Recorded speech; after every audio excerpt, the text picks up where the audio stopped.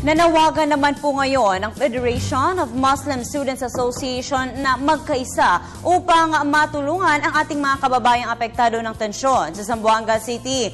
Ayon kay FMSA Executive Chairman Shaikh Luderson Gustaham, dapat ay magtulungan ang ating mga kabataang Muslim at Kristiyano sa paghatid ng suporta at tulong sa mga pamilyang nananatili ngayon sa mga evacuation centers sa Zamboanga City. Sa pamamagitan umano nito, may bibigay sa mga naturang mga pamilya ang kanilang mga pangangailangan habang hindi pa naibabalik sa normal ang pangyayari sa lungsod.